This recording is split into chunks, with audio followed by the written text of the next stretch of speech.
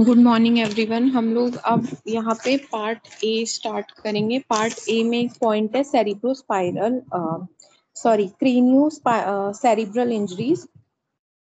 Basically इसमें cranio cerebral injuries, ठीक है। तो इसमें जो टॉपिक्स आते हैं वो cranio cerebral injury, head injury and cerebral कंट्यूजन्स, ये सारे टॉपिक्स इसके अंतर्गत आते हैं जो हम यहाँ डिस्कस करेंगे, ठीक है। तो बेसिक ये जो है वो मतलब एक्सीडेंटल केसेस के कारण ये सारी चीजें ज्यादा देखने के लिए मिलती है। तो इसका पहले तो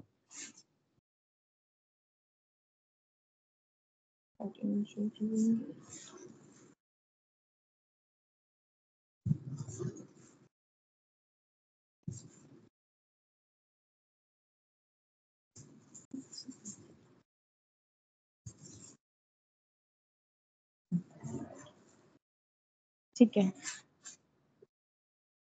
तो traumatic injuries involving the cranium and the intracranial structures, ठीक है। क्रेनियम हो गया स्कल और उसके अंदर जो भी मौजूद है, ब्रेन है, क्रेनियल नर्व्स है, मेनिंजेस हैं और जो कुछ भी स्ट्रक्चर्स हैं, इनका जो ट्रॉमेटिक इंजरी होती है वो कहलाती है क्रेनियो सेरिब्रल इंजरी। क्रेनियो माने skull, related to skull, cerebral माने स्कल के अंदर जितने भी स्ट्रक्चर्स मौजूद हैं, ठीक है। ये मेन ध्यान रखना है। अब जो ये इंजरीज होती है क्रेनियो सेरिब्रल इंजरीज, ये दो प्रकार की होती है, एक होती है ओपन, एक होता है क्लोज, ठीक है। ओपन में क्या हो गया, पूरा जो है स्कल का फ्रैक्चर वहां पे एसोसिएटेड है along with the tear of dura and arachnoid, ठीक है। ब्रेन की जो कवरिंग है उनका भी टियर हो गया है, फ्रैक्चर ऑफ स्कल है जिसकी वजह से क्या है, सीएसएफ का लीक हो गया है ईदर टू एक्सटर्नल एनवायरनमेंट और in one of the potential infective area of the skull, ठीक है। क्या हो सकता है कि बिकॉज ऑफ स्कल फ्रैक्चर या तो ये सारा जो सीएसएफ है वो क्या है बाहर आ जाएगा लीक होकर, अगर पूरा सर फट गया है। और अगर ऐसा पूरा स्किन नहीं वहां पे रप्चर हुई है, स्किन इंटैक्ट है लेकिन अंदर जो है स्कल का फ्रैक्चर है, साथ ही साथ जो मेनिंजेस है और जो कवरिंग है ब्रेन की वो डैमेज है, तो क्या होगा, सीएसएफ अंदर ही लीक कर जाएगा। दूसरी प्रकार की क्रेनियो सेरिब्रल इंजरी होती है क्लोज्ड। इसमें क्या होता है, brain is not expose to external environment and there is no such leakage, ठीक है। यहाँ पे किसी प्रकार का कोई लीकेज नहीं देखने के लिए मिलता है। ओपन में इंपॉर्टेंट है कि सीएसएफ लीक मौजूद रहता है, स्कल का पूरा फ्रैक्चर होता है, यहाँ पे no CSF leak is present, ठीक है। सीएसएफ का लीक यहाँ पे मौजूद नहीं होता है। अब बात करते हैं हेड इंजरीज की, ठीक है। तो हेड इंजरीज में हमें क्या ध्यान रखना है, हेड इंजरी क्या है, trauma in which severe head injury often plays a major role. Trauma के कारण जो है मेन हेड इंजरीज होती हैं एंड इसके कारण जो है डेथ हो जाती है 45 ईयर्स से कम वाले एज के लोगों की। And cranio cerebral trauma is consequently a source of major disability, ठीक है। ये क्या है, एक सोर्स ऑफ डिसेबिलिटी है and huge financial obviously psychological burden upon the society, ठीक है। इसके अलावा despite being encased in a rigid protective skull cushion CSF, ठीक है, the brain is still vulnerable to trauma. Brain क्या है, ब्रेन के बाहर एक प्रोटेक्टिव कवर है स्कल, उसके अंदर मौजूद है सीएसएफ फ्लूइड, ठीक है। फ्लूइड में तैरता हुआ प्रेजेंट रहता है ब्रेन, इतना सब प्रोटेक्शन है ब्रेन के पास, स्टिल जो है वहां पे ट्रॉमा तो हो ही सकता है। इसके अलावा this trauma can take the form of translational acceleration, deceleration forces, रोटे, ये ट्रॉमा किस किस से हो सकता है, acceleration and deceleration forces से, रोटेशनल फोर्सेस से, ठीक है। Local direct local sharp penetrating, जैसे कि स्क्रू ड्राइवर डाल दिया सर में किसी ने, ठीक है, या ब्लंट ट्रॉमा हो गया क्रेनियम का, इन सब से क्या है जिसमें भी scalp, skull and brain involve, वो ये सब आते हैं इसके अंतर्गत। और हेड इंजरी में तीन चीजें जो है मेनली इंक्लूड हो जाएंगी, स्कैल्प की इंजरी, स्कल की इंजरी और इंजरी ऑफ द ब्रेन, ठीक है। तो स्कैल्प की इंजरी क्या है, ये देखिए ऊपर इस तरीके से पूरा फट गया स्किन, तो स्कैल्प की इंजरी होती है स्कैल्प लेसिरेशन, ठीक है, लेसिरेशन टाइप ऑफ वुंड है, तो ये जो है कॉमन होता है and can give rise to extinguishing haemorrhages if not control, ठीक है। तो ऑब्वियसली अगर यहाँ पे इस तरीके का ब्लीडिंग हो, अगर इस तरीके का लेसिरेशन पाया जाएगा, इस तरीके का लेसिरेटेड वुंड पाया जाएगा, तो एक्सेसिव ब्लीडिंग यहाँ पे पाई जाती है। This is due to vessels, यहाँ पे क्या होता है, ये जो स्कैल्प वाला एरिया होता है एक्चुअली ये क्या होता है, डेंस फाइब्रस लेयर होता है, ठीक है। और यहाँ पे डेंस फाइब्रस लेयर है और बहुत ज्यादा जो है यहाँ पे ब्लड सप्लाई होती है, तो जैसे ये फटेगा बहुत सारा यहाँ पे ब्लीडिंग देखने के लिए मिलेगी। Scalp hair plays a important protective role and by matting it to the wound very effectively assist homeostasis. ठीक है, तो कई बार क्या होता है जो बाल हैं सर में वो भी एक साथ यहाँ पे कलेक्ट हो जाते हैं एंड वो कोशिश करते हैं कि वो ब्लीडिंग को रोक पाए, होम्योस्टेसिस कहीं ना कहीं मेंटेन करने की कोशिश करते हैं जो सर में मौजूद बाल होते हैं। वो चीज लिखिए कि स्कैल्प हेयर जो है इंपॉर्टेंट रोल प्ले करता है इसमें। इसके अलावा क्या है, scalp rich vascular supply plays a important role in healing making it very resilient structure. ठीक है, बहुत ही डेलिकेट स्ट्रक्चर होता है। यहाँ पे अगर ब्लीडिंग हो मतलब रप्चर हो जाए, एक्सेसिव ब्लीडिंग होगी और यहाँ पे बहुत अच्छी बहुत ही ज्यादा मात्रा में ब्लड सप्लाई मौजूद रहती है। और एक चीज इसका पॉजिटिव फैक्टर ये है कि इसे इंजरी होगी, ब्लीडिंग तो बहुत होगी, लेकिन क्योंकि यहाँ पे लगातार जो है high level of blood supply maintain है तो यहाँ पे हीलिंग भी जो प्रोसेस है वो एज कंपेरेटिवली क्या है थोड़ी सी फास्टर होती है, ऐसा बोला हुआ है। इसके अलावा इंजरी टू द स्कल, ठीक है, अब ये तो स्कैल्प की हो गई कि ऊपर का स्किन कैसे फटेगा। अब स्कल में कैसे, छोटे बच्चों में कॉमन होता है। ठीक है, सिंगल इंजरी हो सकती है, मल्टीपल इंजरी हो सकती है। ठीक है, एंटीरियर साइड में, मिडिल साइड में, पोस्टीरियर क्रेनिया फोसा कहीं पे भी, एंटीरियरली, पोस्टीरियर, मिडिल कहीं पे भी हो सकती है। Fracture segment adjacent to the dural venous sinuses may tear them causing threatened life threatening haemorrhages. ठीक है, अब जो ब्रेन ये स्कल है, स्कल में भी नीचे क्या है, ड्यूरल वेनस साइनसेस, माने कि आप समझ लीजिए साइनसेस वो एरिया है जहाँ पे वीनस ड्रेनेज होता है। ठीक है, सारी वेन्स आके अपना ब्लड ड्रेन करेंगी, वो सारा जो है वीनस साइनसेस का एरिया है। अगर इन ड्यूरल यानी ब्रेन के वीनस साइनसेस के एरिया में इसके आसपास कहीं फ्रैक्चर हो जाता है स्कल में, तो ये साइनसेस जो है रप्चर हो जाते हैं और इनके रप्चर से एक्सेसिव ब्लीडिंग देखने के लिए मिलती है। ठीक है, अब जो है टाइप्स कैसे कैसे हो सकता है स्कल का फ्रैक्चर या स्कल की इंजरी, तो लीनियर फ्रैक्चर हो सकता है, सिंपल फ्रैक्चर हो सकता है। ठीक है, लीनियर फ्रैक्चर हो सकता है, सिंपल फ्रैक्चर हो सकता है, डिप्रेस्ड फ्रैक्चर हो सकता है।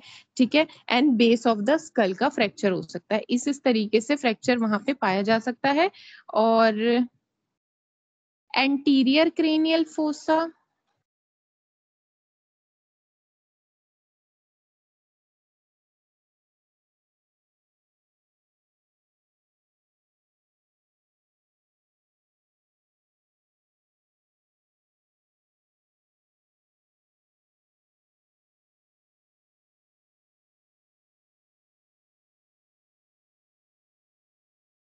देखो ये जो हरा हरा पोर्शन है ये चीज है एंटीरियर क्रेनियल फोसा। ठीक है, दो बीचों बीच है वो है medial sorry middle cranial fossa, और जो पीछे की साइड है एक एरिया वो चीज है पोस्टीरियर क्रेनियल फोसा। ठीक है, अब यहाँ पे क्या है, कुछ ना कुछ स्ट्रक्चर मौजूद रहते हैं। तो अगर इन पर्टिकुलर एरियाज का फ्रैक्चर होगा, ये देखो जो आगे बिल्कुल पर्पल कलर का बना हुआ है, ठीक है, वो है एंटीरियर वाला। ब्लू कलर का बीचों बीच बना है वो है मिडिल क्रेनियल फोसा, और पीछे की साइड जो है वो है पोस्टीरियर क्रेनियल फोसा। तो इन सभी में क्या है, कुछ ना कुछ स्ट्रक्चर्स मौजूद रहते हैं। तो इन इन एरिया का जब जब फ्रैक्चर होगा तो उसके अंदर मौजूद स्ट्रक्चर्स जो है सीवियरली क्या है, हैम्पर्ड हो जाएंगे, मतलब उनका भी रप्चर, उनका भी डैमेज मिलेगा। तो इसी तरीके से बोला है कि जब एंटीरियर क्रेनियल फोसा का फ्रैक्चर होगा तो हमें क्या है, सीएसएफ राइनोरिया देखने के लिए मिलेगा, क्योंकि क्रिब्रिफ्रॉम प्लेट होती है एक नाक में, वो क्या है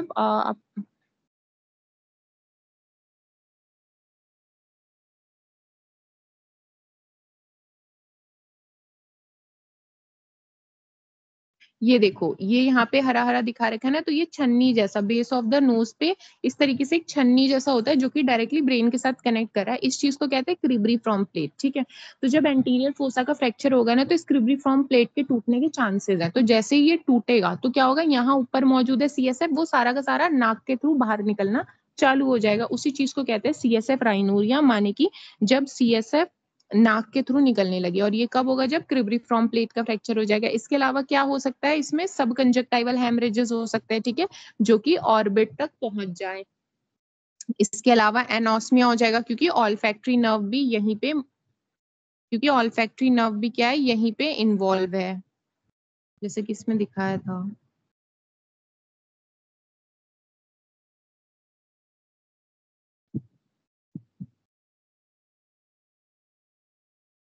ये देखो क्रिब्रिफॉर्म प्लेट है, ऑल्फैक्टरी नर्व है, यहीं पे सब मौजूद होता है एंटीरियर पोर्शन में ही। तो क्या है, उसका अगर फ्रैक्चर होगा तो ये फट जाने का मतलब ये डैमेज होने का चांस है। अगर ऑल्फैक्टरी नर्व डैमेज हो गया तो क्या है, फिर पेशेंट को स्मेल नहीं आएगा। इसी तरीके से यहाँ पे ऑप्टिक नर्व भी होती है तो ब्लाइंडनेस भी हो जाता है, ठीक है। और प्यूपिल, यहाँ पे ऑक्यूलोमोटर नर्व भी मौजूद रहती है तो क्या है, प्यूपिल भी हमेशा डायलेटेड रह जाएंगे। अब देखो ocular factory all factory bulb है एक, तो इसमें दिखाया हुआ है ऑप्टिक कैनाल्स हैं और इसमें और भी नर्व्स मौजूद रहती हैं, ठीक है। ऑप्टिक नर्व भी इसमें मौजूद रहता है तो यहाँ फ्रैक्चर होगा तो ये सब डैमेज होगा। इसी तरीके से मिडिल वाले में क्या है, मिडिल क्रेनियल फोसा में एक तो यहाँ पे साइनसेस मौजूद रहते हैं, ठीक है। तो मैक्सिलरी साइनस रहता है, स्फिनोइड साइनस रहता है, तो इन सब का भी फ्रैक्चर हो जाएगा, डैमेज हो जाएंगे। इसके अलावा क्या है, एब्ड्यूसेंट है, फेशियल एंड वेस्टिबुलो कॉक्लियर नर्व, ये सारी नर्व भी क्या है, मिडिल क्रेनियल फोसा वाले रीजन में प्रेजेंट है तो इन सब का भी डैमेज हो जाएगा। पोस्टीरियर क्रेनियल फोसा में क्या मौजूद होता है, पोस्टीरियर क्रेनियल फोसा में boggy swelling in the nape of the skin, extravasation of the blood, ठीक है। मतलब स्किन के ही इस तरीके से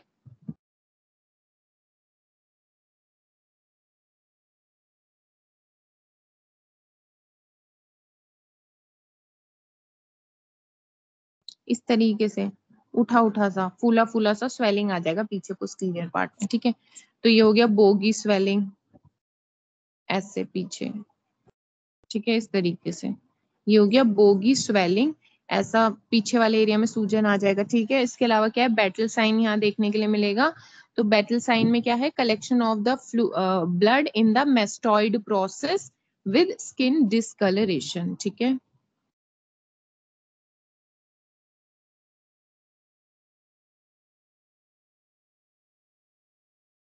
ये मेस्टॉइड का मतलब ये होता है कान के पीछे, तो इस तरीके से नील पड़ जाएगा, ठीक है। तो ये होता है बैटल साइन। ये भी हमको क्या है, अगर ये पाया जा रहा है तो हम सोच सकते हैं कि पोस्टीरियर क्रेनियल फोसा का जो है फ्रैक्चर हो सकता है, ध्यान रखेंगे, ठीक है। देन इंजरी टू ब्रेन हो सकती है। इंजरी टू ब्रेन कैसे है, प्राइमरी इंजरी, सेकेंडरी इंजरी हो सकती है, ठीक है। प्राइमरी अब इंजरी हो सकती है, सेकेंडरी हो सकती है। तो अब इसमें ना डायरेक्ट इम्पैक्ट होगा तो जहां चोट लगी वहीं हो गया ब्लीडिंग। एक्सेलरेटेड माने इस तरीके से तेजी से कुछ ऊपर से सरकता हुआ निकल गया, और शॉक वेव इंजरी पीछे से धक्का मार के लगा, ठीक है। तो इस तरीके की हो गई।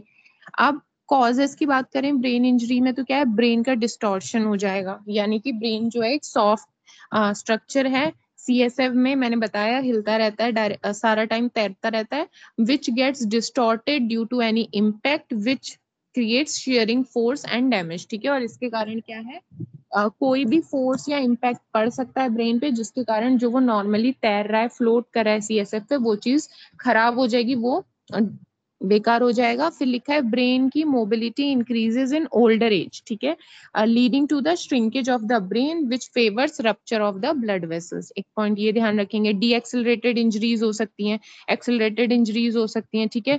सेरिब्रल डैमेज हो जाएगा कि किसी ने मार दिया डंडे से, लकड़ी से, किसी से भी, ठीक है। कंट्यूजन हो जाएगा, कंकशन हो जाएगा, लेसिरेशन हो जाएगा, फट जाएगा ब्रेन। इसके अलावा क्या है, कूप इंजरी ऑन द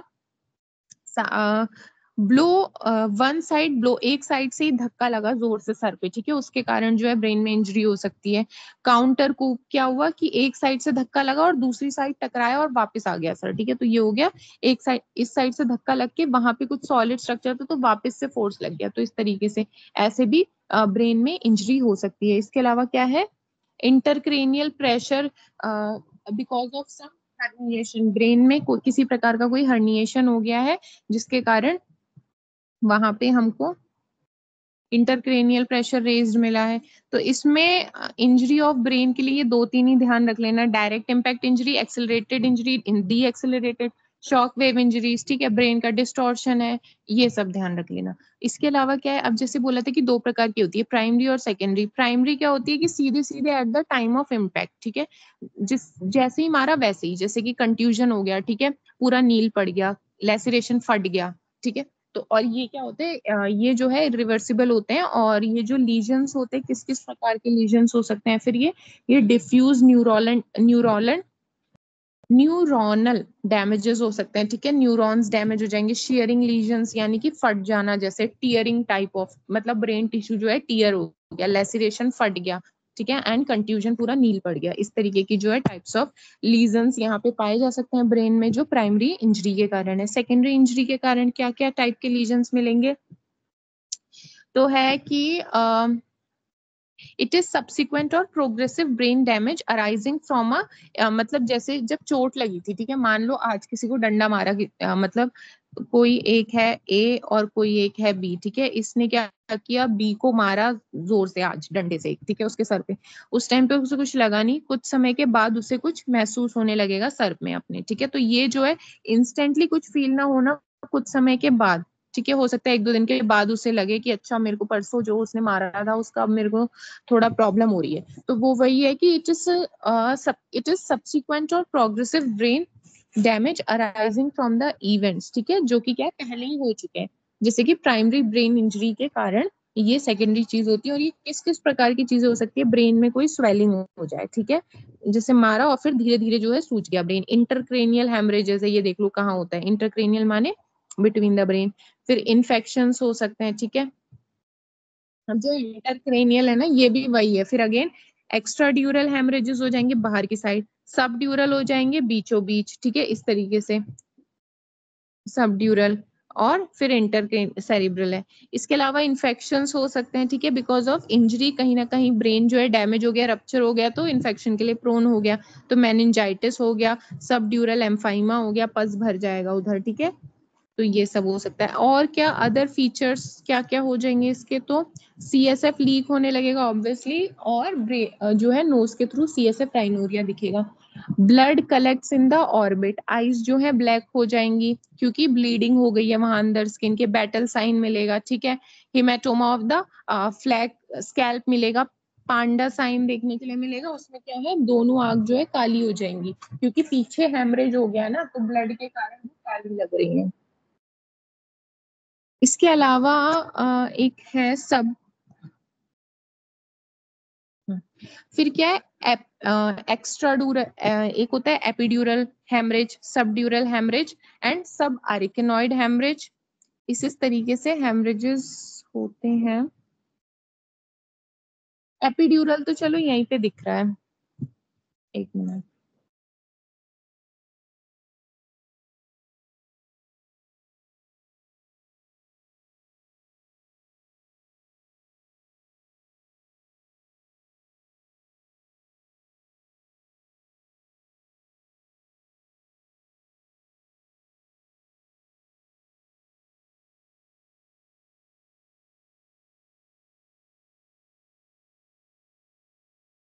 देखो, जब स्किन एंड ड्यूरा मैटर, ये ऊपर वाला फोटो देखो, जब स्किन और ड्यूरा मैटर के बीच में ब्लड भरे, एपिड्यूरल।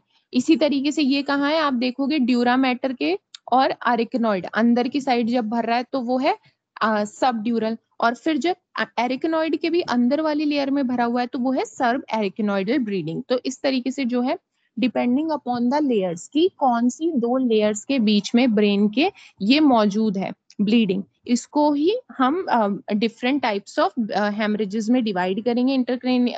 इंट्रा सेरिब्रल हेमरेजेस में, ठीक है, सबसे बाहर स्कल है, स्कल के बाद होता है ड्यूरा मैटर, उसके बाद आता है एरिकनॉइड, देन आता है थोड़ा सा सब एरिकनॉइड स्पेस आता है, देन पाया मैटर आता है सबसे अंदर, देन आता है ब्रेन, ठीक है। तो ये लेयर है ड्यूरा मैटर, एरिकनॉइड एंड पाया मैटर। एरिकनॉइड एंड पाया मैटर के बीच में खाली जगह मौजूद है जिसे सब एरिकनॉइड स्पेस कहते हैं, और सबसे बाहर स्कल है, सबसे अंदर ब्रेन है, ठीक है, ये सब है। तो इसी तरीके से हो गया एक्स्ट्रा ड्यूरल हेमरेज। तो एक्स्ट्रा ड्यूरल क्या हो गया, मैंने बताया कि ये कहाँ कहाँ होगा, ड्यूरा मेट्रोस्कल के बीच में जब ब्लड भर जाए।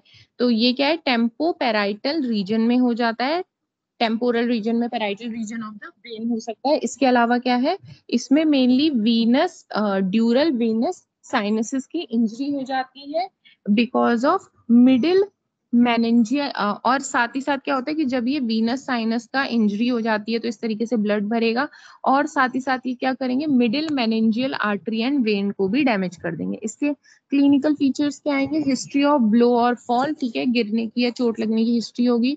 ल्यूसिड इंटरवल यानी कि क्या है, patient soon regains consciousness and after 6 to 12 hours deteriorate, ठीक है, मतलब जैसी चोट लगी तो ठीक हो जाएगा, पहले भी होश हुआ फिर वो ठीक हो जाता है, उसके बाद चोट लगने के 6 से 12 घंटे के बाद जो है फिर पेशेंट की थोड़ी हालत खराब होने लगती है, ठीक है, ये आपने ध्यान रखना है।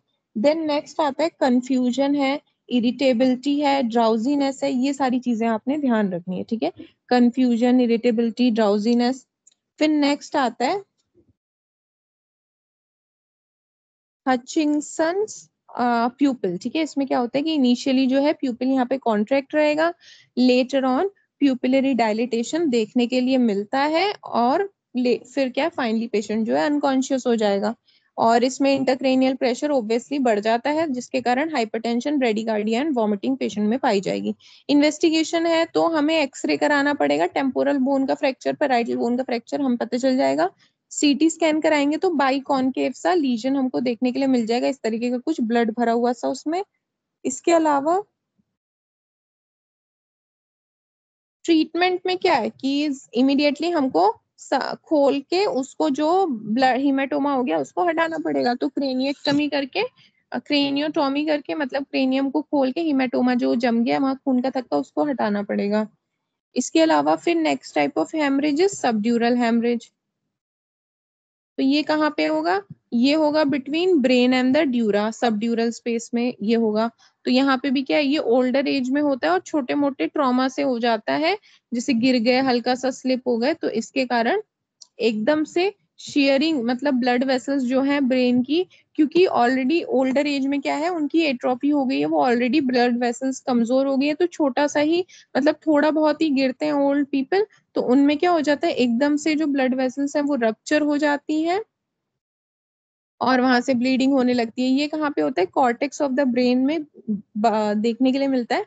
इसमें क्या है, जैसे ही चोट लगी, unconsciousness occur immediately after the trauma and is progress, ठीक है, मतलब कोई ल्यूसिड इंटरवल नहीं आता।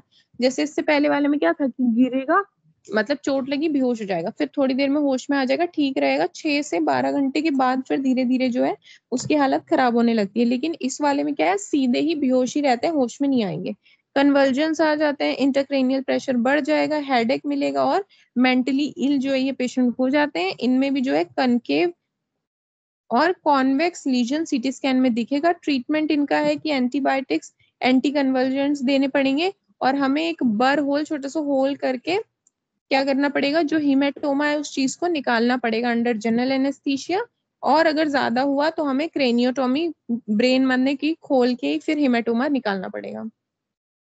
तीसरे टाइप का है वो है सब एरेकेनॉइड हेमरेज, ठीक है। अब ये कहाँ पे होगा, तो सब एरेकेनॉइड ऑब्वियसली उसके नाम से सब एरेकेनॉइड, सब एरेकेनॉइड स्पेस में पाया जाएगा, ठीक है, बस इतना ध्यान रखेंगे। और इसका भी क्या है, intracranial aneurysm, hypertension, anticoagulant, brain tumour are the causes of subarachnoid haemorrhages. इसमें क्या होगा, एकदम से सडनली हेडेक होने लगेगा वॉमिटिंग के साथ, और पेशेंट को क्या होगा, इंटरक्रेनियल प्रेशर उसका बढ़ा हुआ रहेगा, फोटोफोबिया होगा, ठीक है, लाइट उसको पसंद नहीं आएगी, नेक में स्टिफनेस, और आईज में कैसे चेंजेस आएंगे, टोसिस, ड्रूप, आईलेट जो है नीचे की ओर झुक जाएंगी।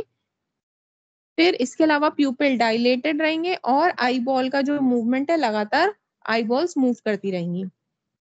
इन्वेस्टिगेशन कैसे कराएंगे, तो इसकी इन्वेस्टिगेशन के लिए हमको कराना पड़ेगा लंबर पंचर, उसमें से हम सीएसएफ निकालेंगे। तो सीएसएफ में, क्योंकि ये क्या है सबसे अंदर वाली स्पेस में, तो यहाँ पे चांसेस है कि हमको सीएसएफ में इजिली ब्लड के स्टेन्स मिल जाएंगे, तो इसके लिए हम लंबर पंचर कर लेंगे, क्योंकि सीएसएफ तो स्पाइनल कॉर्ड में भी है, ठीक है, स्पाइनल कॉर्ड में सीएसएफ के उसमें घूम रहा है, तो फिर सीटी स्कैन भी करा लेंगे। ट्रीटमेंट यही है कि जो भी अगर कहीं पे एन्यूरिज्म हो गया, abnormal dilatation of blood vessel हो गया, उसको हमें ठीक करना पड़ेगा। इसके अलावा जैसे कैरोटिड आर्टरी के कारण ब्लीडिंग हो रही है तो उसको ठीक करिए, एंड क्रेनोटॉमी करके मतलब ब्रेन को खोल के उसमें से फिर जो भी हेमेटोमा है वो हटाना पड़ेगा। तो ये हो गया हेमरेजेस की बात।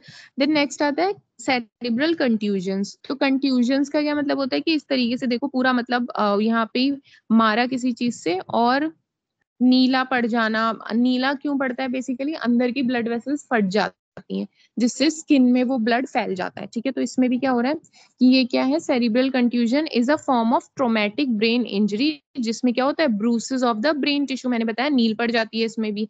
तो ये क्या होता है, 20 से 30% cases of severe hand injuries में ये चीज पाई जाती है। एंड सेरिब्रल लेसिरेशन, ठीक है, सेरिब्रम मतलब ब्रेन फटेगा ना अब इसमें, तो cerebral laceration is a similar injury but Here pia arachnoid membranes are torn over the site of injury and are not in the contusion. ठीक है, माने कि मान लीजिए इधर मारा था किसी ने इसे, ठीक है, यहाँ पे मारा था, तो इसके कारण क्या नील जो है मान लीजिए इस साइड कहीं पे पड़ गया, तो जहां पे मारा था वहां पे एरेक्नोइड मेम्ब्रेन जो है, पाया मैटर जो है वो सब डैमेज होगा, लेकिन जहां पे कंट्यूजन है, जहां पे नील पड़ा हुआ है, वहां पे पाया मैटर और एरेक्नोइड जो मेम्ब्रेन्स है वो डैमेज नहीं होंगी। तो जहां मेम्ब्रेन डैमेज है वो साइट ऑफ इंजरी है, मतलब वहीं पे मारा गया था, वो हम समझ जाएंगे, या वहीं पे एक्सीडेंट पे मेन ट्रॉमा हुआ है। कॉजेस क्या क्या हो सकते हैं, तो ब्लो टू हेड, मतलब किसी भी जोर फोर्स, किसी भी तेज फोर्स से सर पे मारा गया, ठीक है। अब ये कूप इंजरीज, काउंटर कूप इंजरीज मैंने बताया कि सीधा सीधा किसी का सर जो है दीवार पे जाके लग गया बहुत जोर से, तो ये हो गया डायरेक्ट इम्पैक्ट। फिर क्या हुआ, तेजी से आपने यहाँ से उसके सर पे बहुत तेज डंडे से मारा, वो दीवार पे टकराया फिर वापस आया, ठीक है, तो आपने यहाँ डंडे से भी मारा, दूसरी साइड से दीवार से भी टकरा के लगी, तो ये चीज हो गई काउंटर कूप इंजरी, ठीक है। ये बेसिकली डंडे से उतना इम्पैक्ट नहीं आया जितना दीवार पे टकरा के जब वो वापस आया उससे आया, ठीक है, तो it is injured on the side opposite of the impact, ठीक है, ये हमने ध्यान रखना है। फिर नेक्स्ट है, और हाँ, ये काउंटर कूप एक तो ये हो गया, और मतलब मेन काउंटर कूप में ये भी है कि जैसे आपने इस साइड से उसको मारा, तो क्या किया, उसके ब्रेन ने ये चीज यहाँ रेजिस्ट कर ली, लेकिन जब तक वो फोर्स इधर पहुंचा दूसरी साइड ऑफ द ब्रेन, मान लीजिए आपने साइड ए पे मारा, जब तक वो चीज साइड बी पे पहुंची ब्रेन में, वो जो फोर्स था वो चीज इंक्रीज हो गई, तो इसीलिए साइड ऑफ इम्पैक्ट पे नहीं, वहां पे चोट लगेगी, दूसरी साइड जहां फोर्स ज्यादा रहा उसमें, ठीक है। वो फोर्स गया कैसे, यहीं से गया, यहीं से मार के दूसरी साइड फोर्स ट्रेवल किया, तो ये भी काउंटर, ये जो है काउंटर को इंजरी है। क्लिनिकल फीचर क्या मिलेगा इसमें, हेडेक है, स्लीपीनेस, ठीक है, लॉस ऑफ कॉन्शियसनेस, सीजर्स आएंगे, टिनेटस, कान में सन सन ऐसी आवाजें आएंगी, कंफ्यूजन है, डिजीनेस है, ठीक है, nausea, vomiting, difficult in coordinated movements, ये सब। ट्रीटमेंट में क्या करना पड़ेगा, ट्रीटमेंट में हमें स्वेलिंग को हटाना पड़ेगा, ठीक है, तो सबसे पहले तो एक तो आप हाइपोटेंशन उसका प्रिवेंट करिए, हाइपोनेट्रीमिया मत होने दीजिए, और हाइपर कैपनिया, ये सब हमें प्रोटेक्ट करना है कि ऑक्सीजन सप्लाई बराबर बनी रहे। हाइपर कैपनिया, ठीक है, ऑक्सीजन सप्लाई बराबर बनी रहे, और सोडियम जो है कम ना हो, और हाइपोटेंशन उसको ना हो जाए, ये चीज का हमें ध्यान रखना है। इसके अलावा सर्जरी तो फिर हमें करनी ही पड़ेगी, क्योंकि ऑब्वियसली ये प्रेशर के कारण इंट्राक्रेनियल प्रेशर बढ़ा हुआ रहेगा, तो वो भी हमें रिलीव करना पड़ेगा। हाइपर कैपनिया का मतलब कार्बन डाइऑक्साइड ज्यादा है, तो ये चीज हमें अवॉइड करनी है। फिर नेक्स्ट आता है सेरिब्रल कंकशन।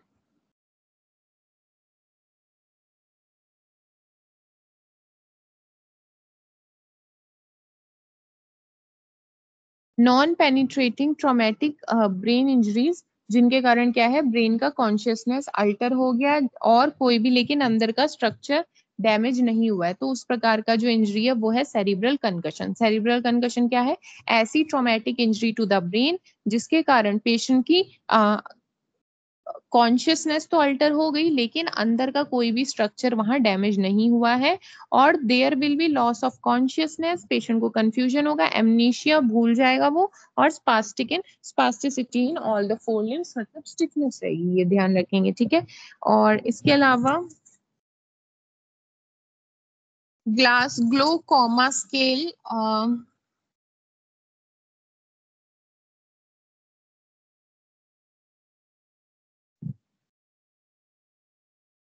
इसको रहन दीजिए। बेसिक आप इन्वेस्टिगेशन ध्यान रखिए, क्या कराएंगे कंकशन में भी, तो x ray, CT scan, electrolyte study, क्योंकि वहां पे हमें हाइपोनेट्रीमिया नहीं होने देना है, और हमको हाइपोटेंशन भी नहीं होने देना है। Blood group and cross matching भी कराते रहेंगे मैनेजमेंट में, क्योंकि वहां पे हाइपर कैपनिया भी प्रिवेंट करना है, कार्बन डाइऑक्साइड भी ज्यादा नहीं होने देना है, तो एयरवे हमको ठीक रखना है। इसके लिए हम क्या करेंगे, mouth gag to prevent tongue falling backward, ठीक है। इसके अलावा एंडोट्रेकियल इंट्यूबेशन हमको वहां पे करना पड़ेगा, और वेंटिलेटर पे पेशेंट को डालना पड़ेगा, पॉजिटिव प्रेशर वेंटिलेशन। इसके अलावा जर्नल असेसमेंट में फिर हम वही बॉडी का चेक करेंगे कहीं और तो नहीं लगा चोट, जैसे कि to rule out abdominal injuries, कहीं स्प्लीनिक रप्चर तो नहीं है, हीमोथोरेक्स तो नहीं है, ठीक है, माने लंग्स में ब्लड तो नहीं भर गया, तो अगर भर गया होगा तो फिर हमको वो चीज भी रिमूव करनी पड़ेगी। लॉन्ग बोन का फ्रैक्चर, बीपी, पल्स, ये सब हमें वहां मॉनिटर करना पड़ेगा। उसके बाद एडमिनिस्ट्रेशन इज इंडिकेटेड।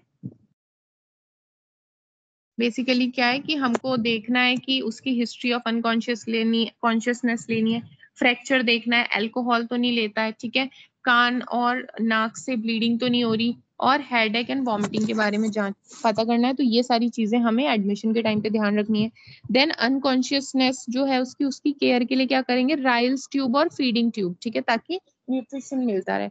साथ ही साथ आंखों के लिए आंखों पे पैडिंग कर देंगे, और कैथेटर से क्या करेंगे, यूरिन ड्रेन आउट होता रहेगा।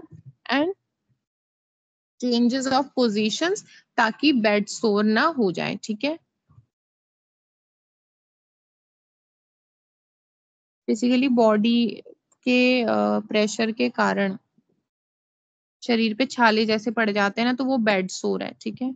ये देखो इस तरीके से। तो ये चीज अवॉइड करने के लिए भी हमने क्या करना है, वहां पे बेड सोर हटाने के लिए हमने उसको अलग अलग पोजीशन में सुलाते रहना है।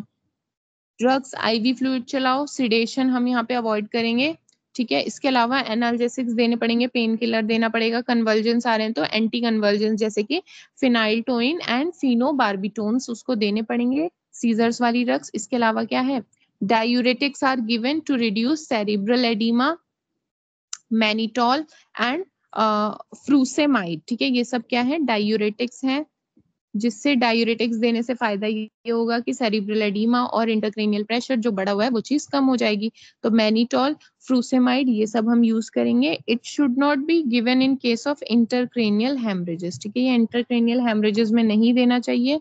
इसके अलावा एंटीबायोटिक्स का भी जो है हमने देना चाहिए, ताकि मेनिंजाइटिस ना हो फ्यूचर में। और कॉर्टिकोस्टेरॉइड्स इन्फ्लेमेशन कम करने के लिए। बाकी सर्जिकल मैनेजमेंट में क्रेनियोटॉमी, सर खोलना पड़ेगा उसको, और क्रेनियल फ्लैप को हटा के क्या है, क्लॉट अगर कहीं है तो उस चीज को हटाना पड़ेगा। बाकी एंटीबायोटिक्स, एनाल्जेसिक, एंटी कन्वर्जेंस तो उसको देना ही है, ठीक है। तो ये है क्रेनियो सेरिब्रोक्रेनियल इंजरी। और एक बार आप अपने प्रीवियस ईयर में देख लेना कि इसका मतलब क्वेश्चन किस हिसाब से आ रहा है, 5-10 नंबर में आ रहा है या कैसा क्वेश्चन आ रहा है, उस हिसाब से आप इसका कंटेंट प्रिपेयर कीजिएगा। क्योंकि मुझे नहीं लगता कि इसमें इंडिविजुअली आपसे पूछेंगे पूरा सेरिब्रो क्रेनियल इंजरीज ही ये पूछेंगे कि क्रेनियो सेरिब्रल इंजरीज को बताओ। अगर ऐसे इंडिविजुअली पूछ रहे हैं cranio cerebral injury, head injury या सेरिब्रल कंट्यूजन, तो फिर आप देख लीजिएगा। बट हाँ, प्रीवियस ईयर आपको देखना पड़ेगा, उससे ही आपको अंदाजा आ जाएगा, ठीक है। वैसे पूरा ही आना चाहिए, ये आएगा तो। इसके अलावा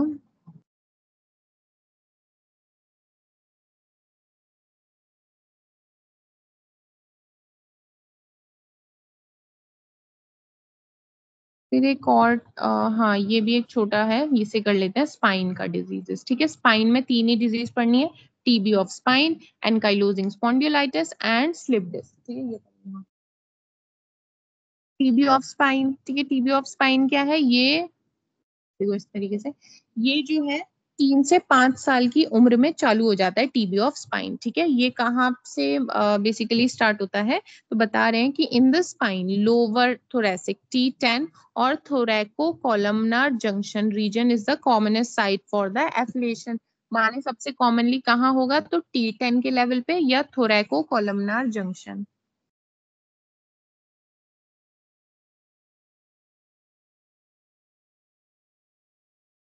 थोरैको कॉलमनार जंक्शन,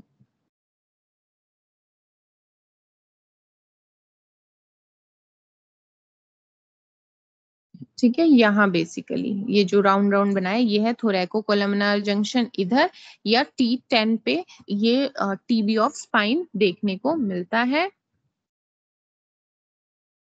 अच्छा नहीं, मुझे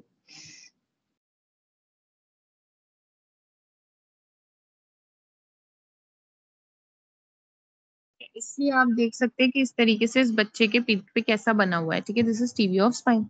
तो लिखा है टीबी बेसिलाई, क्या करते हैं, टीबी बेसिलाई क्या करता है कि reaches the vertebral body mainly through the blood, obviously कैसे ही पहुंचेगा वहां, ब्लड के थ्रू एंड लिम्फेटिक चैनल्स के थ्रू, ठीक है, और specially abdominal gland and lymph vessels के थ्रू ये जो है वर्टिब्रल बॉडीज में पहुंच जाता है।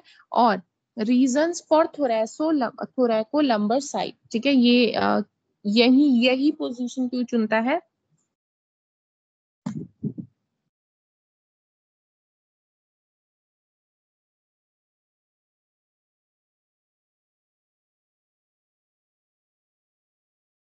इसलिए वो थोरैको लंबार है, थोरैको कोलमनार तो कुछ नहीं होता, तो वो फिर थोरेसिक और लंबार रीजन के पास है। तभी सॉरी, हाँ वो एक गड़बड़ हो गया, तभी मैं सोच रही थी कि T10 में है और फिर एक उधर हो रहा है।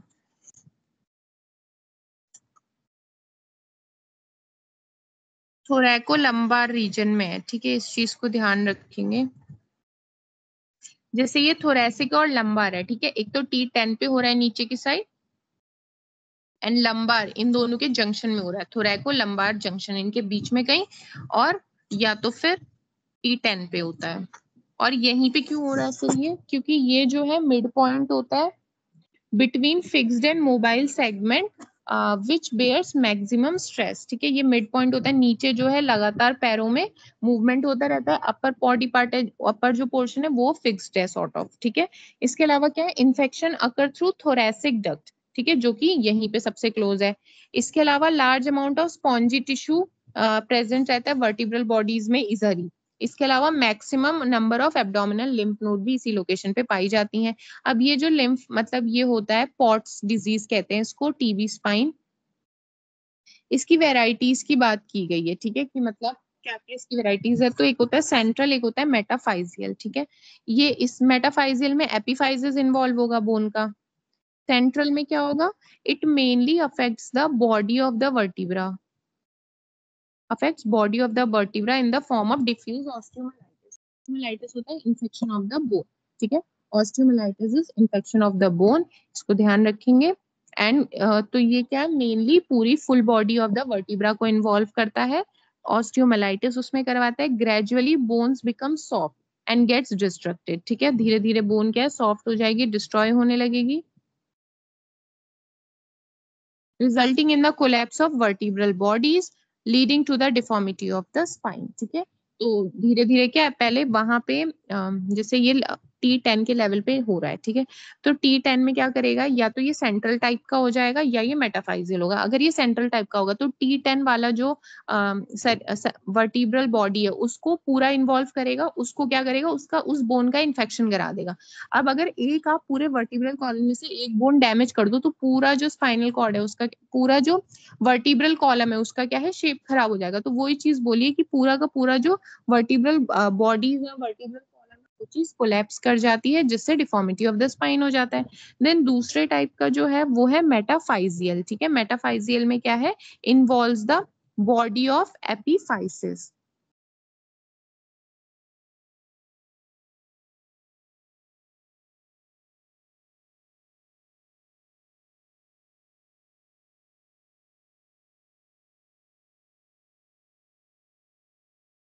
ये वाला पोर्शन देख लीजिए, एपिफाइसिस यहाँ पे लिखा हुआ है, तो ये दूसरा वाला टाइप है जिसमें केवल लिखा है कि एपिफाइसिस इन्वॉल्व हो रहा है। तो क्या बोल रहा है, disease involve body of the epiphysis, ठीक है, और फिर क्या करेगा, due to same blood supply lower half of one vertebra upper half of other vertebra along with intervertebral disc are involve, ठीक है। देखो क्या होता है, ये आप देख रहे हो एपिफाइसिस कहाँ है, टिप पे है, ठीक है, टिप पे।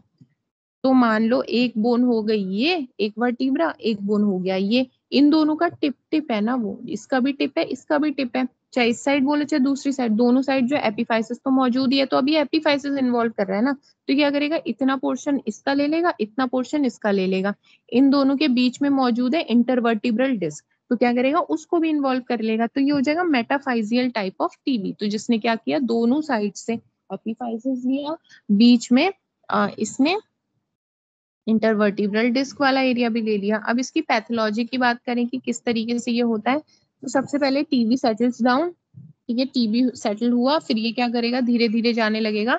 अब जैसे टीबी सेटल हो जाएगा तो ये करवाता है ट्यूबरकुलर एंड आर्ट्राइटिस, ठीक है, inflammation of the arteries because of tubercular protein, मतलब ट्यूबरकुलर टॉक्सिन। अब क्या होगा कि ट्यूबरकुलर फॉलिकल्स, ठीक है, डेवलप इन द डिविटलाइजिंग टिश्यू, मतलब डैमेज जो खोखला टिश्यू है वहां धीरे धीरे ये डेवलप होने लगते हैं ट्यूबरकुलर फॉलिकल्स। फिर क्या करते हैं ये फिर क्या करते हैं, yellow grey nodules visible with naked eye, इस तरीके के स्ट्रक्चर्स ये बनने लगते हैं as nodule increases in size. Surrounding body lamina disappears, resulting in collapse of the vertebral body due to weight of the vertebral column. Basically आप ऐसे समझो कि ये पूरा जो vertebral bone है, vertebral body है, इसको ना धीरे धीरे खोखला कर रहा है अंदर से, ठीक है, और फिर जब वो खोखला हो जाएगा तो वेट बेयर नहीं कर पाएगा, कोलैप्स हो जाएगा, और पूरा जो स्पाइनल, पूरा जो वर्टिब्रल कॉलम है वो चीज खराब हो जाएगी, leads to the spinal angular deformity, जिसे काइफोसिस, गिबस और हचबैक्स, ये सारी नाम से जाना जाता है इस प्रकार की डिफॉर्मिटी एक्चुअली। हाँ, तो ये क्यों हुई, ऐसा क्यों हुआ काइफोसिस, क्योंकि इसका नीचे जो वर्टिब्रल वाला, इसका इधर जो T10 पे या फिर थोरैको लंबार एरिया में क्या हुआ, इधर बेसिकली टीबी हो गया जिसने उस वर्टिब्रल बोन को डैमेज किया, और वो वर्टिब्रल बोन के डैमेज से पूरा वेट वो झेल नहीं पाया और अल्टीमेटली कोलैप्स कर गया, ठीक है, ये आपने ध्यान रखना है। तो क्लिनिकल फीचर्स क्या आएंगे इन पेशेंट्स में जिसको टीबी ऑफ स्पाइन हुआ है, तो टीबी ऑफ स्पाइन में क्या है, pen at the site along with spinal nerves which becomes worse while standing or jostling, ठीक है, खड़े रहते हुए कोई भी काम करे या खड़े होने में जो है उसको बहुत ज्यादा पेन होता है एट द साइट, ठीक है, पेन एट दैट साइट, और साथ ही साथ क्या है, स्पाइनल नर्व्स भी वहां की इन्वॉल्व हो जाती है। इसके अलावा क्या है, स्टिफनेस ऑफ द जॉइंट्स मिलेगी, ठीक है, मसल स्पाज्म है, पेनफुल मूवमेंट है, स्वेलिंग मिलेगा, ठीक है, एल्टीट्यूड रहेगा, यानी कि in upper thoracic TB millennium attitude with raised shoulder which is drawn backward is seen to avoid sudden jerks, ठीक है, attitude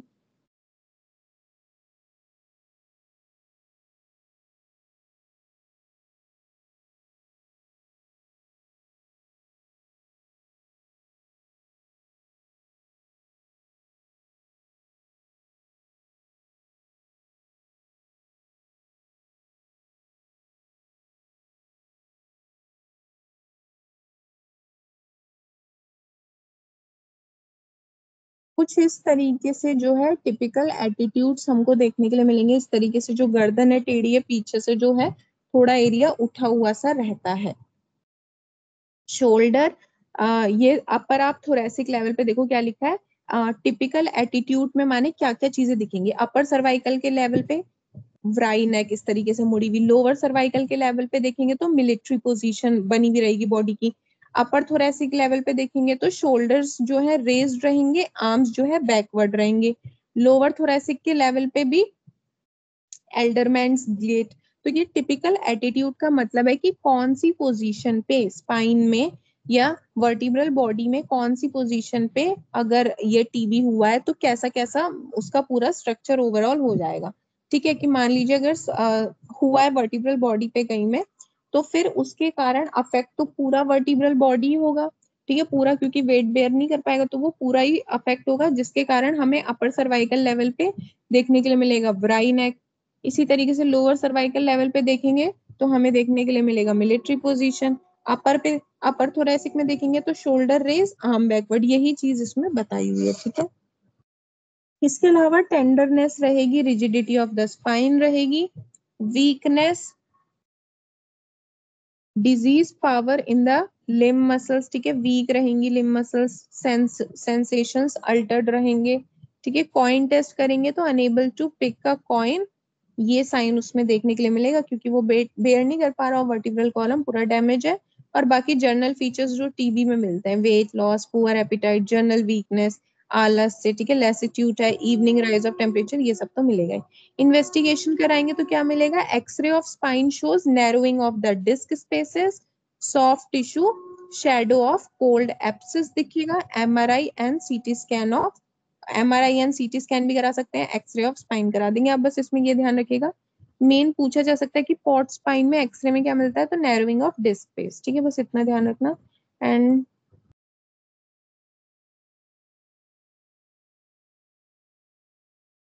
कोल्ड एप्सिस,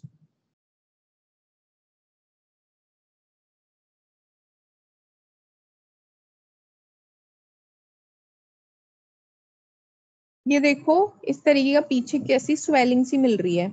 तो कोल्ड एप्सिस क्या लिखा है, cold abscess usually presents as a fusiform paravertebral swelling, आपको दिख रहा है पीछे किस तरीके की स्वेलिंग आ रखी है, इसी को कोल्ड एप्सिस कहा जाता है, जो कि हमें एक्सरे ऑफ टीबी स्पाइन में दिखेगा। तो ड्रग ट्रीटमेंट तो वही है एटीटी, ठीक है, बाकी जो है रेस्ट कराएंगे स्पाइका जैकेट पहना के, and drainage of cold abscess spica jacket के लिए।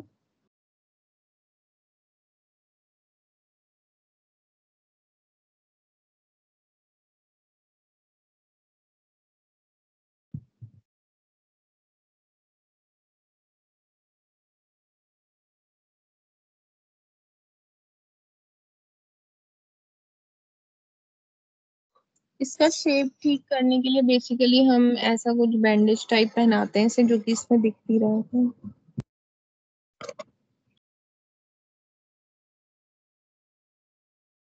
इस तरीके से समझ लो आप, ठीक है, इस तरीके का एक स्ट्रक्चर जो है इसको पहना दिया जाता है, ऐसा ध्यान रख लो मोटा मोटा, ठीक है। ठीक है, फिर ये इतना ही है। बाकी नेक्स्ट जो है एनकाइलोजिंग स्पॉन्डियोलाइटिस है, ये नेक्स्ट डिजीज है।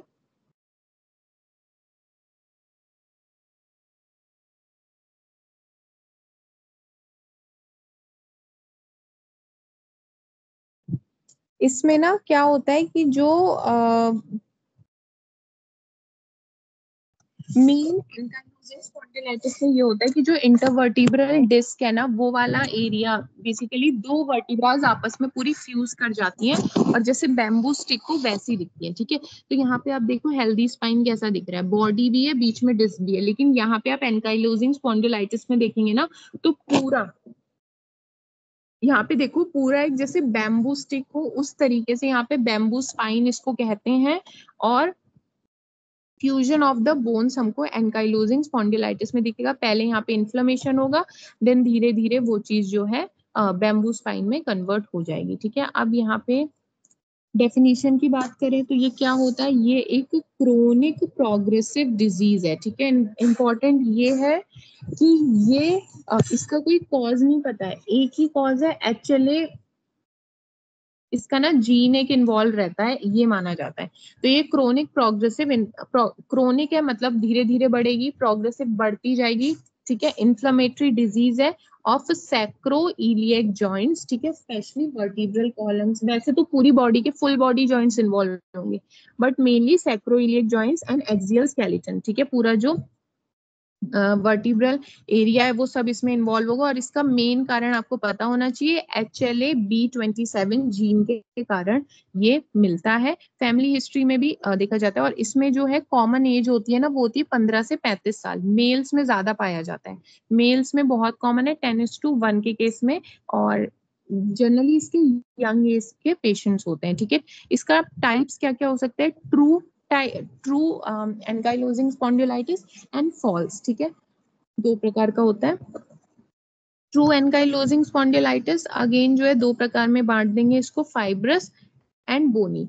तो फाइब्रस में क्या होगा, after damage of articular cartilage, ठीक है, इसमें क्या होगा, फाइब्रोसिस, जैसे मैंने बताया हमेशा जब भी इंजरी होगी तो हीलिंग के लिए फाइब्रोसिस होता है, तो फाइब्रोसिस अगर बिटवीन टू आर्टिकुलर कार्टिलेज, जिसके कारण क्या होता है, जैसे ही फाइब्रोसिस होगा तो जॉइंट्स आपस में चिपक से जाएंगे, श्रिंकिंग होगी और इजिली जो है वो मूव नहीं कर पाएंगे, ठीक है। आर्टिकुलर कार्टिलेज माने कि दो जॉइंट्स के बीच में जो उनको मूव कराने के लिए जरूरी है, वो वाला कार्टिलेज।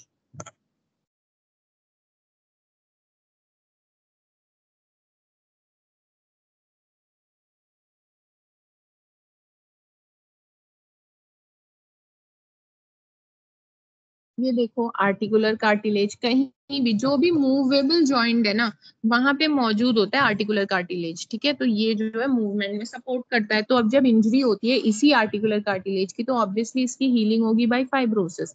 तो जब फाइब्रोसिस से इसकी हीलिंग होती है ना तो क्या होता है कि यहाँ पे स्टिफनिंग आ जाती है और श्रिंकिंग होती है, because of which the movements of the joints are limited और पूरी तरीके से नहीं हो पाते। तो इस तरीके से फिर क्या फ्यूजन ही एक तरीके से मान लिया जाता है कि बोन जो है फ्यूज हो गई है, और इसको ही हम कहते हैं एनकाइलोजिंग स्पॉन्डिलोलाइटिस का फाइब्रस टाइप, ठीक है। अब फाइब्रस में क्या है, कार्टिलेज हुआ है। बोनी में क्या हुआ है, due to damage of articular cartilage, इसमें क्या होगा, bony trabeculars are laid down between the articular surface of the bone, no movement is possible, ठीक है। जैसे ही ये आर्टिकुलर वाला कार्टिलेज डैमेज हुआ, किसी कारण से डैमेज होने से क्या छोटे छोटे बोन के टुकड़े इसके बीच में आ गए, जिसके कारण अगेन जो है फ्रीली मूवमेंट पॉसिबल नहीं हुआ। फिर हो गया फॉल्स एनकाइलोजिंग। फॉल्स एनकाइलोजिंग में ये होगा कि lesions of extra articular results in the limitation of the joints. और इसके अलावा इसमें क्या है, कोई डायरेक्टली जॉइंट्स इन्वॉल्व नहीं रहता है।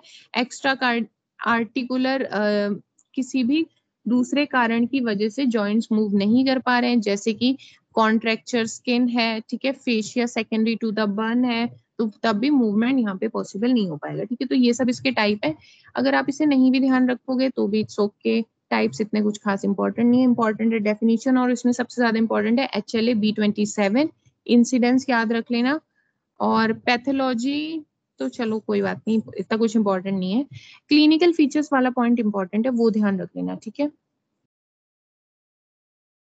तो वेग सिम्टम्स आते हैं, बॉडी एक, फटीग थकान है, वेट लॉस है, चेस्ट पेन है, ये सब।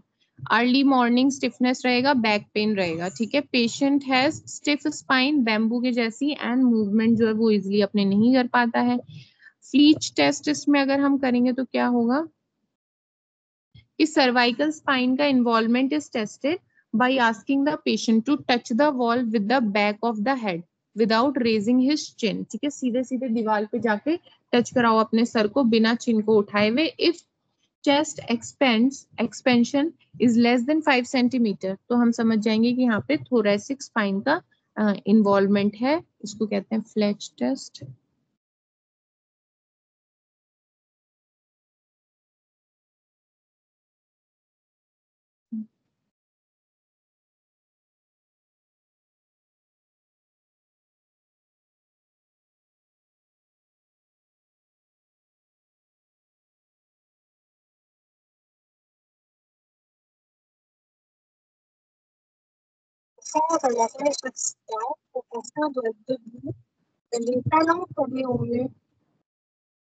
ऐसे पेशेंट को पूरा सिर पीछे खड़ा करने के लिए बोलना है, ठीक है। और उसमें बेसिकली हम चेस्ट एक्सपेंशन देखेंगे।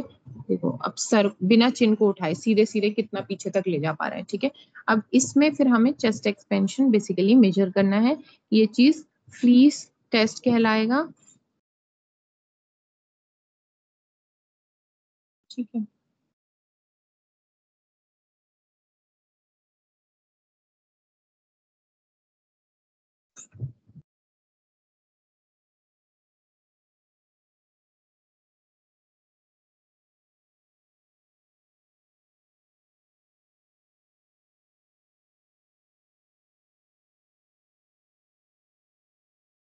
Pain is worst at night and early morning and reduces after walking and some exercise. Tenderness होगी सैक्रोइलियक जॉइंट पे, ठीक है। वॉशरूम जाने में भी उसे परेशानी होती है। SLR टेस्ट जो है, स्ट्रेट लेग टेस्ट जो है, यहाँ पे हमको आज द यहाँ पे पॉजिटिव मिलेगा बेसिकली। SLE टेस्ट जो कि हम सियाटिका के पेशेंट्स में भी करते हैं, वो हमें यहाँ पे पॉजिटिव मिलेगा क्योंकि सैक्रोइलियक जॉइंट में पेन है।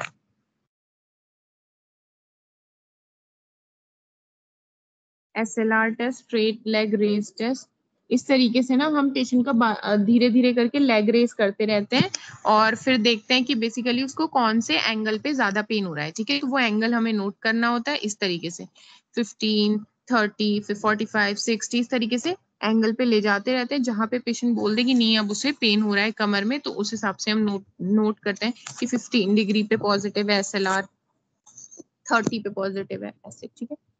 फिट मतलब इन्वेस्टिगेशन क्या है इसका, तो एक्सरे है, बैम्बू स्पाइन, ठीक है, लंबा लोडोसिस यहाँ पे देखने को मिलेगा। ट्रीटमेंट इसका सच बताए तो कोई ट्रीटमेंट नहीं हो सकता, ये इसको इसके ऐसे ही जीना पड़ेगा इस ट्रीटमेंट के साथ, मतलब इसका कोई ट्रीटमेंट नहीं है, सिर्फ पेन किलर है और स्टेरॉइड्स इसमें दी जा सकती हैं, और इसके अलावा इसका एज सच कोई ट्रीटमेंट नहीं है। आप कितने जॉइंट का ऑपरेशन करके उनको ठीक करेंगे, ठीक है। आयुर्वेद में भी इसका कोई ट्रीटमेंट नहीं है। पंचकर्मा थेरेपी से मतलब थोड़ा बहुत हल्का फुल्का कुछ रिलीफ मिलेगा, अदरवाइज ये पेशेंट की हालत बहुत खराब रहती है और ये ठीक नहीं हो सकते, ठीक है। परमानेंट डैमेज है इनको, ये ठीक नहीं हो सकते। तो जनरल मेजरमेंट में हम क्या कर सकते, जनरल मेजर्स में क्या कर सकते हैं, पेशेंट एंड फैमिली को थोड़ा सा एजुकेट कर दो कि ये डिजीज जो है अब ठीक नहीं हो सकती, ठीक है। इसके अलावा स्मोकिंग अवॉइड करें, एक्सरसाइज जो है करते रहनी चाहिए, थोड़ी बहुत क्वालिटी ऑफ लाइफ इंप्रूव करने के लिए physiotherapy, spine exercises with deep breathing करानी चाहिए। कंजर्वेटिव थेरेपी में वही है, रेस्ट करा दो, ठीक है, फिनाइल ब्यूटाजोन दे दो। इसके अलावा पैलिएटिव मेजर है, यानी कि मैंने बताया पैलिएटिव मेजर का मतलब कि 100% ये चीज ठीक नहीं हो सकती, बस थोड़ा बहुत जितना टाइम जिंदा है व्यक्ति तो उतना टाइम ठीक ठाक रह पाए उसके लिए जो है रेडियोथेरेपी कर देते हैं, बाकी इसका कोई ट्रीटमेंट है नहीं। लिखा है कि स्पाइनल ऑस्टियोटमी, ठीक है, स्पाइनल कॉर्ड में जो भी फ्यूजन हो रखा है उस चीज को हटाओ, लेकिन क्या है ये जो है पूरा प्रोग्रेसिव डिजीज है, धीरे धीरे सारे जॉइंट्स इन्वॉल्व करेगा, पूरी बॉडी के फुल जॉइंट्स इन्वॉल्व होते हैं इसमें, तो आप कितने जगह का जो है जॉइंट ठीक करोगे, तो ये चीज मतलब ठीक नहीं हो सकती। और बस लिखा है कि अगर हिप का पूरा एनकाइलोसिस हो गया, वहां पे हिप जॉइंट पूरा फ्यूज हो गया, तो उसको रिप्लेस करो, टोटल नी रिप्लेस करो, ठीक है। तो हर जॉइंट इन्वॉल्व होता रहेगा तो फिर वो उसको लगातार रिप्लेस करते रहो, और इसका कुछ ट्रीटमेंट है नहीं, ठीक है। तो ये है एनकाइलोजिंग स्पॉन्डियोलाइटिस। फिर एक है स्लिप डिस्क वाला टॉपिक, ये जो है हम कल कर लेंगे, ठीक है, स्लिप डिस्क, और फिर कल एक कोई दूसरा भी स्टार्ट करेंगे। आज की क्लास के लिए इतना ही करते हैं, इसको पढ़ लेना, ठीक है, थैंक यू।